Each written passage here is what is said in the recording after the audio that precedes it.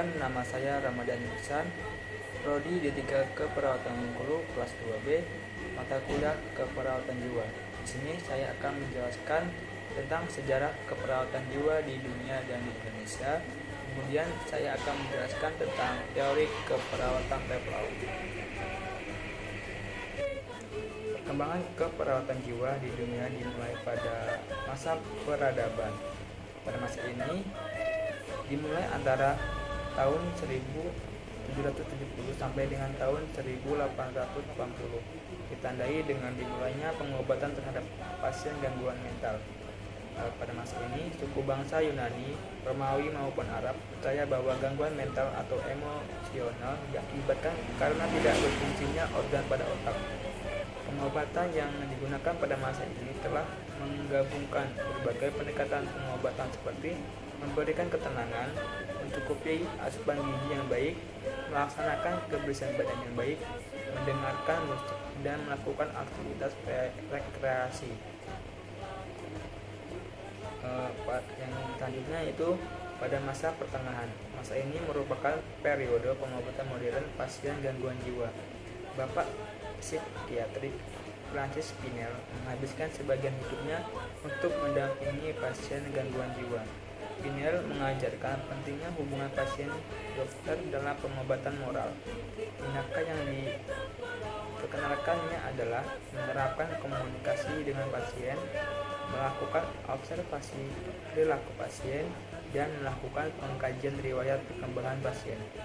Selanjutnya, pada abad 18 dan 19, William Ellis, seorang praktisi kesehatan, mengusulkan perlunya pendamping yang terlatih dalam merawat pasien dengan gangguan jiwa.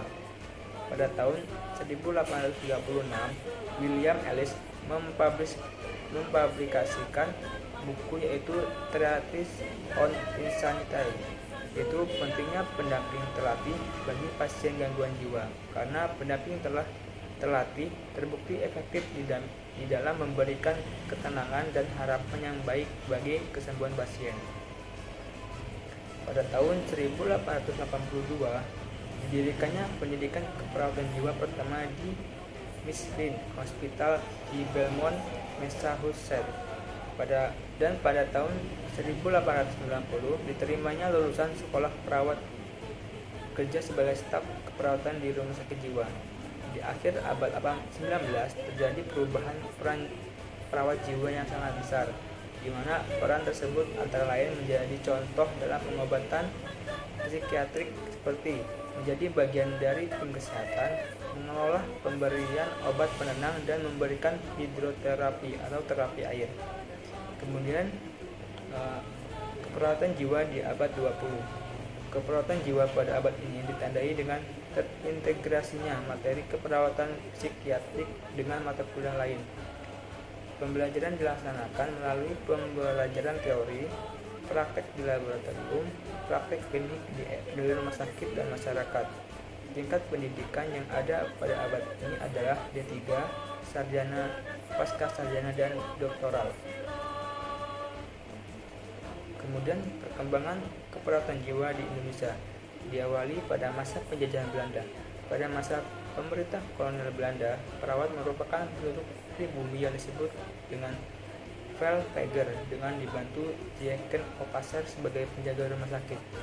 Tahun 1799, pemerintah kolonial Belanda mendirikan rumah sakit Bienen Hospital di Jakarta, Dinas Kesehatan Tentara, dan Dinas Kesehatan Rakyat yang bertujuan untuk memelihara kesehatan staf dan tentara Belanda.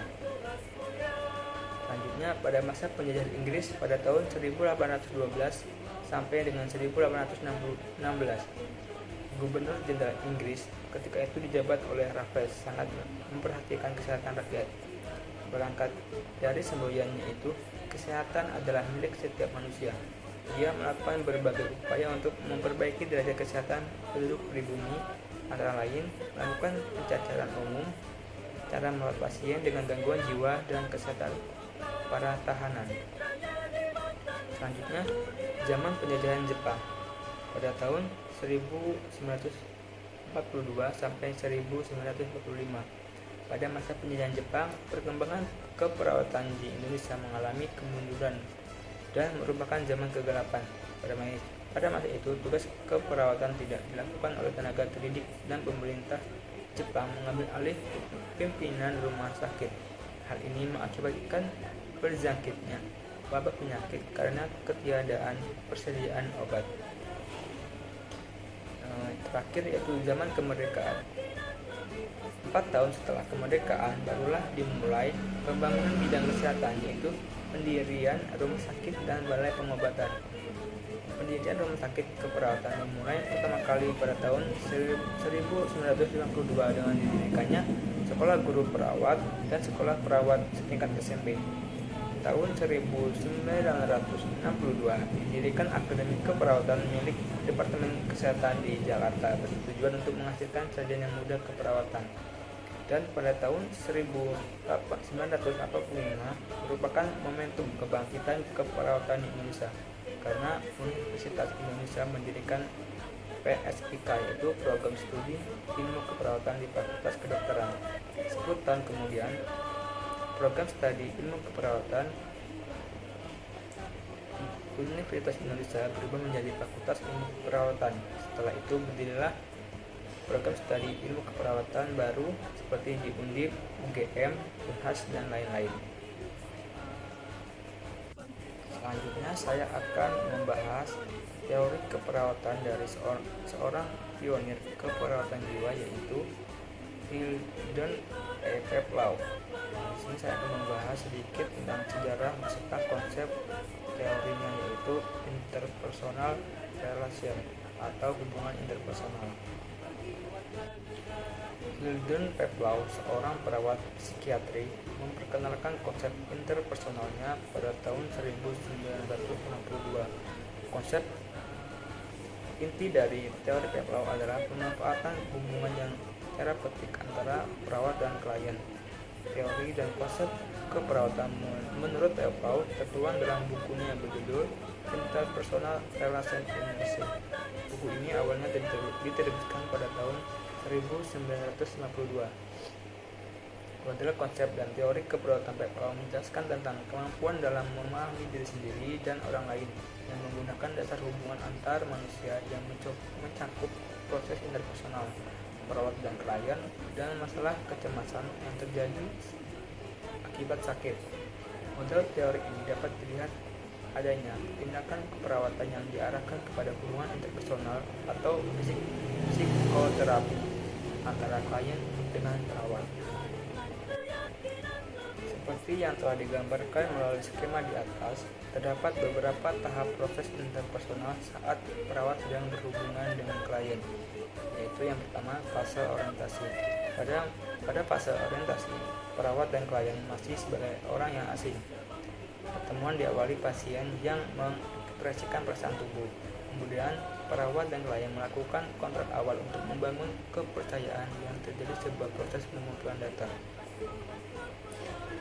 Yang kedua yaitu fase identifikasi.